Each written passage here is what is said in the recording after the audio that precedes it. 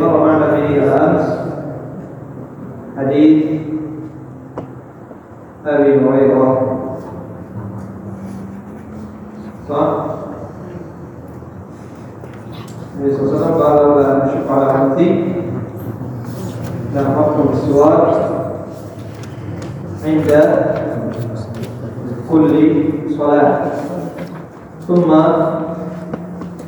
قال عن حذيفة بن اليمان رضي الله عنه قال: كان النبي صلى الله عليه وسلم إذا قام من الليل يشوص فاه بالسواك. شوص أي يتسوق، يحرك سواك، تصله يعني بالسواك.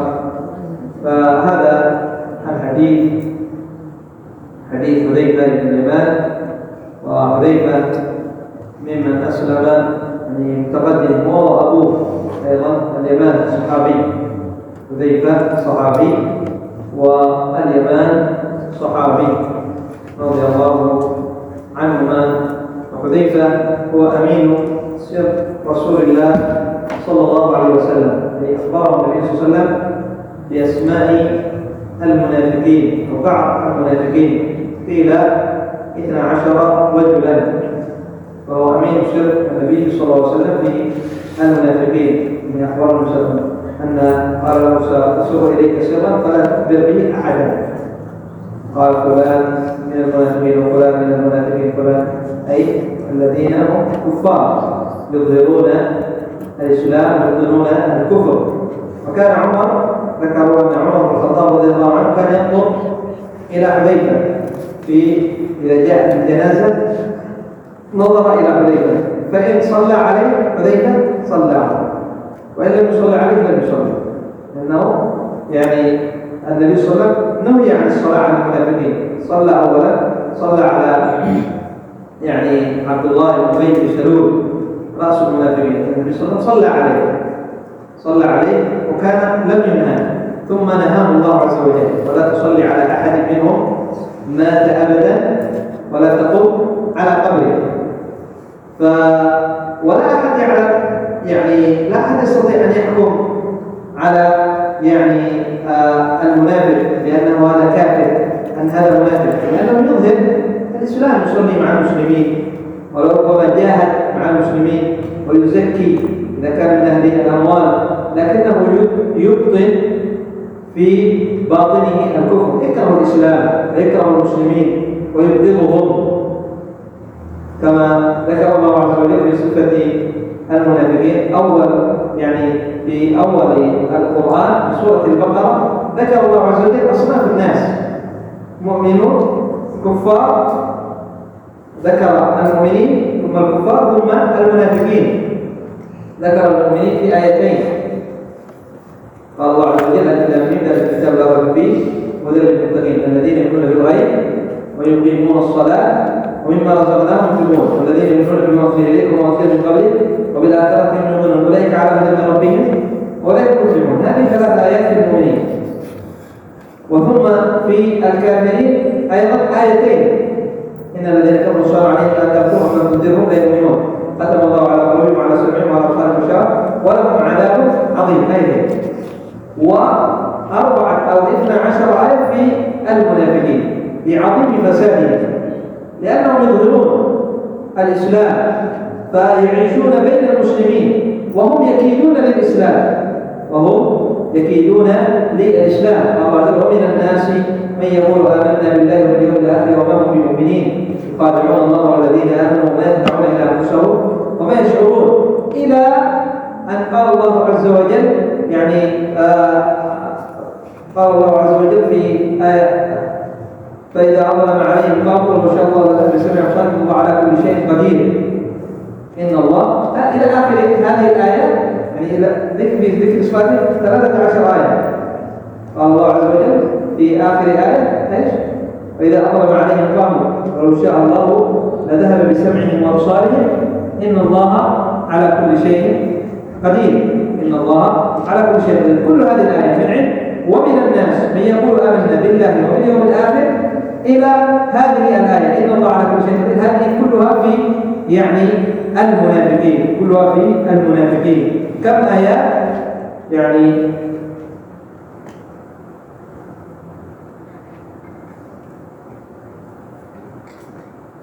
13 آية، 13 آية في المنافقين. فهم يبطنون يعني الكفر، وإذا خلا بعضهم إلى بعض قالوا وإذا خلوا قالوا إنا معكم إنما نحن، وإذا خلوا إلى شياطينهم قالوا إنا معكم إنما نحن مستهزئون، إنما نحن نستهزئ بالمؤمنين. إن المنافقين يخادعون الله وهو خادعهم، وإذا قاموا إلى الصلاة قاموا كسالى يراءون الناس ولا يذكرون الله إلا قليلا.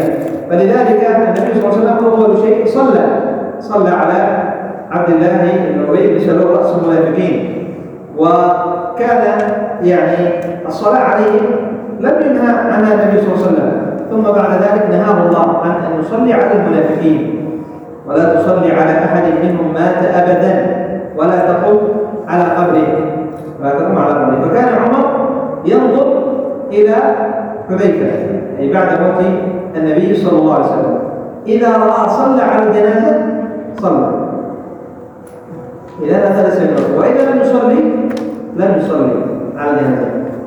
قال هذا إذن من المنافقين، حذيفة لم يصلي لأن هذا منافق. ثم يعني حذيفة ولاه عمر في يعني الكوفة، على الكوفة جعله واليا، فجاء رجل إلى أبي الدرداء، قدم رجل من الكوفة إلى أبي الدرداء فقال من أين؟ قال من الكوفة. قال من عندي يعني أمين سر الرسول صلى الله عليه وسلم، أو بمعنى كلامه رضي الله عنه وأرضاه. وتولى بعد ذلك المدائن، ومات في بداية أو يعني بعد موت عثمان بيسير، أو في بداية خلافة عثمان بيسير مات حذيفة ابن اليمان رضي الله عنه وأرضاه. وقلنا هو أمين سر رسول صلى الله عليه وسلم. فلذلك يعني جاء عمر إلى حذيفة، وهذا فيه يعني بيان أن المسلم المؤمن يخاف على نفسه ولا يأمن، يخاف ولا يأمن، يقول أنا يعني من أهل الإسلام وأنا من أهل الجنة، فلا يأمن الرجل على نفسه بل يخاف. المؤمن يعمل الأعمال الصالحة وهو خائف، ومع ذلك خائف، والذي يأمن هو المنافق والكافر. أفأمنوا مكر الله فلا يأمن مكر الله إلا القوم خاسرون، فلا يأمن مكر الله إلا القوم الخاسرون. لا أحد يأمن مكر الله. المؤمن يخاف من الله عز وجل، يخاف أن يعني ينتكس وأن يرتد وأن يعني ينقلب والعياذ بالله. فلذلك يعني هذا هو المؤمن الصادق الذي يخاف على إيمانه، فالله عز وجل يقول فتزل قدم بعد ثبوتها. بداية الآية أن تزل قدم بعد ثبوتها. ذكر يعني علامة ابن عثيمين وقال يعني أن الزلل ذكره الله عز وجل أي الانتكاسة بعد الثبات، ليست انتكاسة يعني قبلها ليس ثبات، بل ثبات، فتزل قدم بعد ثبوتها وتذوق السوء من فنسأل الله الثبات. والعبد دائم، المؤمن المسلم دائم وهو يسأل الله عز وجل الثبات. هذا النبي صلى الله عليه وسلم، والذي غفر له ما تقدم من ذنبه وما تأخر، كان أكثر دعائه كما جاء حديث ابن سلمة اللهم يا مقلب القلوب ثبت قلبي، اللهم يا مقلب القلوب ثبت قلبي على دينك. هذا كان المؤمن دائم هو يسأل الله الثبات في السجود، خاصة في أوقات يعني استجابة الدعاء، يكثر من هذا الدعاء اللهم يا مقلب القلوب ثبت قلبي على دينك، اللهم يا مقلب القلوب ثبت قلبي على دينك. يكثر منه، كان المسلم يكثر من هذا الدعاء، اللهم يا مصرف القلوب صرف قلبي على طاعتك، صرف قلبي على طاعتك، اللهم يعني ثبتني على الكتاب والسنة حتى الممات. بني على الكتاب والسنة حتى الممات. فهكذا كان يعني النبي صلى الله عليه وسلم يكثر من دعاء الثبات، ويعني أن يثبت الله عز وجل قلبه. اللهم يا مقلب القلوب ثبت قلبي، اللهم يا مصرف القلوب صرف قلبي. اللهم يعني الدعاء الذي الخروج من المنزل فيه، اللهم اني اعوذ بك ان اضل او اضل او ازل او ازل او اظلم او اظلم او اجهل او يجهل علي. كان ايضا من دعاء النبي اللهم اني اسالك الهدى، اللهم اني اسالك الهدى، اللهم اني اسالك الهدى والتقى والعفاف والغنى، اللهم اهدني وسددني، اللهم اهدني وسددني. فيكثر العبد من أن يثبت الله عز وجل قلبه، وأن يهديه الله عز وجل، وأن يهديه الله عز وجل. وهذا عمر، يعني خرجنا من هذا لكلام عمر. جاء إلى حذيفة بن اليمان رضي الله عنه وأرضاه فقال: عمر بن الخطاب الذي كان إذا سلك طريقا سلك الشيطان طريق آخر، سلك الشيطان طريق آخر، الذي سمي بالفاروق بإسلامه فرق الله عز وجل بين الحق والباطل بسبب قوته رضي الله عنه وارضاه. ومع ذلك يأتي إلى حذيفة، يعلم أن حذيفة يعلم أسماء المنافقين، فماذا يقول لحذيفة؟ ماذا يقول؟ عمر المبشر بالجنة، خليفة رسول الله، وزير النبي صلى الله عليه وسلم، هو أبا بكر وزير النبي صلى الله عليه وسلم، الخليفة يعني الراشد، خليفة الثاني بعد النبي صلى الله عليه وسلم، أولا أبو بكر ثم هو. ومع ذلك يأتي إلى حذيفة ويقول: أذكرني رسول الله صلى الله عليه وسلم في المنافقين. انظروا، عمر يخاف على نفسه النفاق. عمر الذي بشر بالجنة وهو يمشي على الأرض وهو ما زال حي من العشرة المبشرين بالجنة، ومع ذلك يخاف على نفسه النفاق. فنحن من باب أولى وأولى وأولى أن نخاف على أنفسنا من النفاق والعياذ بالله. لا نأمن، أقول نحن نزكي أنفسنا، فالتزكية هذا نهى الله عز وجل عنها، فلا تزكوا أنفسكم. الله عز وجل نهى عن تزكية النفس، فلا تزكوا أنفسكم، هو أعلم بمن اتقى. فالذي يزكي نفسه هذا دليل على خلل في قلبه، هذا دليل على نقص في إيمانه. أما المسلم المؤمن الصادق يخاف ولا يزكي. عمر يخاف على نفسه النفاق، فمن منا سيبلغ إلى يعني مثقال ذرة من عمل عمر؟ ما سنقول يعني إلى عمل عمر، مثقال ذرة من عمل عمر ومن فضل عمر، فضائله كثيرة. من منا سيصل إلى ما مثقال ذرة من أعمال عمر بن الخطاب رضي الله عنه وارضاه، ومع ذلك يخاف على نفسه من النفاق. فنحن من باب أولى أن نخاف على أنفسنا من النفاق، وأن نخاف على أنفسنا من أن يعني ننتكس وتنقلب يعني فطرنا والعياذ بالله. فلذلك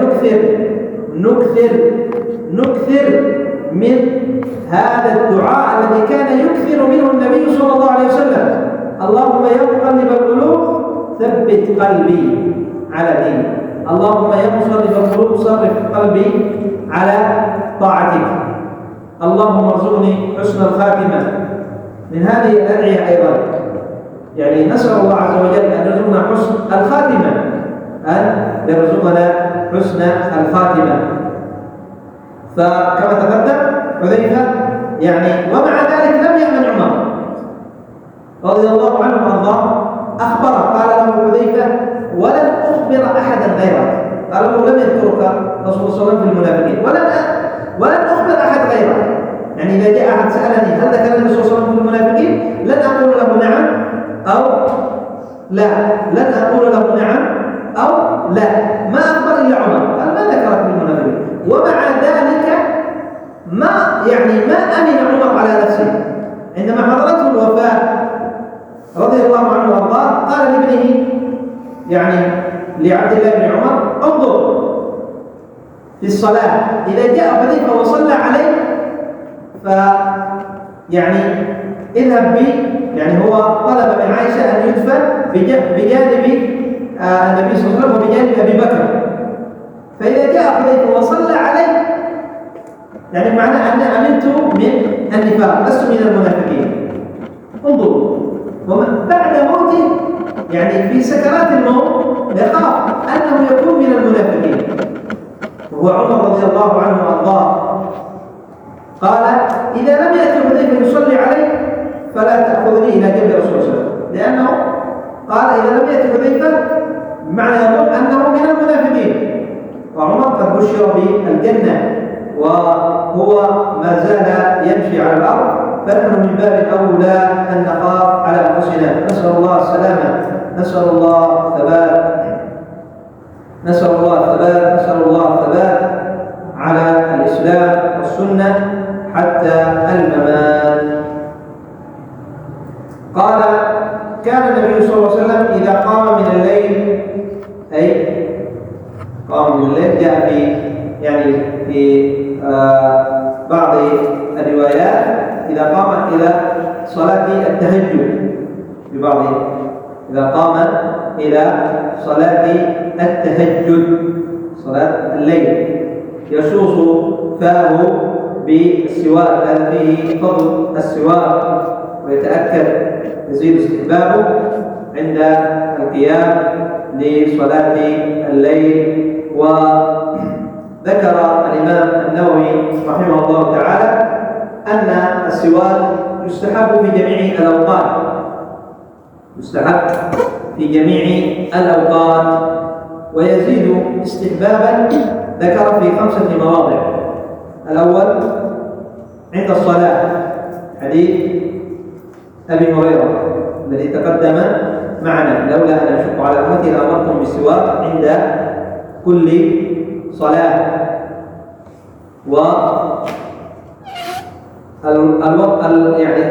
الوقت الثاني عند الوضوء، جاء في لفظ: لولا أن أشق على أمتي لأمرتم بالسواك مع كل وضوء، مع كل وضوء. فهذا يعني الوقت الثاني يزيد استحبابا عند كل وضوء. يعني الوقت الثالث الذي ذكره الإمام النووي رحمه الله تعالى عند قراءة القرآن. جاء عن علي بن أبي طالب رضي الله عنه وأرضاه أنه قال: إذا تسوك الرجل، بمعنى كلام، بمعنى الحديث، ثم قام يصلي، جاء ملك خلفه، فإذا قرأ قرب الملك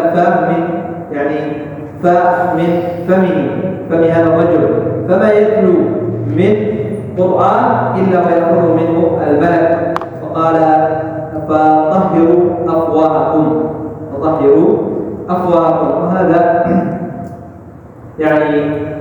صحح كثير من العلماء أنه موقوف، صحح العلماء أنه موقوف. ذكر الشيخ محمد بن حزام البعداني رحمه الله تعالى أن الصحيح أن هذا موقوف على علي. هذا الموضع الثاني.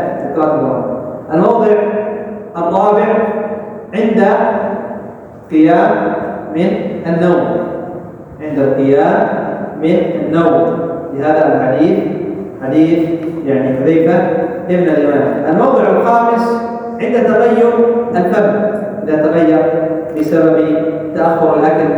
معروف إذا تأخر الأكل المعدة تخرج رائحة، والصائم ذكر النبي صلى الله عليه وسلم أن الصائم تكون له رائحة، فيستحب استحباب شديد إذا تغير الفم أن يشوص فاه، أن يتسوق، لحديث عائشة، حديث عائشة رضي الله عنها قال رسول الله صلى الله عليه وسلم: السواك يتقدم معنا بالعكس، ذكر السواك مطهرة للفم مرضاة للرب، مطهرة للفم مرضاة للرب. هذا هو الموضع الخامس، صح. الموضع الأول عند الصلاة، الموضع الثاني عند الوضوء، الموضع الثالث عند قراءة القرآن، الموضع الرابع عند القيام من النوم، الموضع الخامس عند تغير الفم. وأما في جميع الأوقات مستحب في جميع الأوقات لحديث عائشة أيضا قال النبي صلى الله عليه وسلم السواك مطهرة للفم مطهرة للرب، فمستحب في جميع الأوقات وفي هذا. ويزاد أيضا وقت سادس يزيد استحباب، يزيد يعني اسمه استحبابا شديد في موضع سادس، في موضع سادس، وهو عند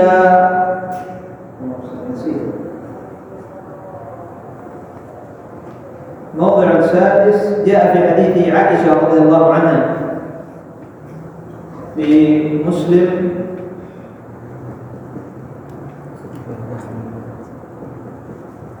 قال الكلام نسيته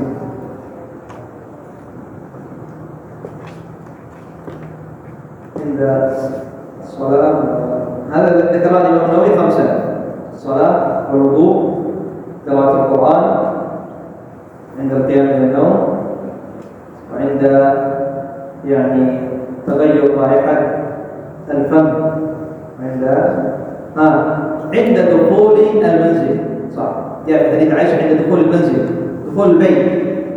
إذا تدخل إلى بيتك قال كان النبي صلى الله عليه وسلم إذا دخل المنزل تسوق عند دخول المنزل. هذا هو الموضع السادس الذي يزيد استحبابا، أشد استحبابا عند دخول المنزل. جاء من حديث عائشة عند مسلم عند دخول المنزل، أي عند دخول البيت.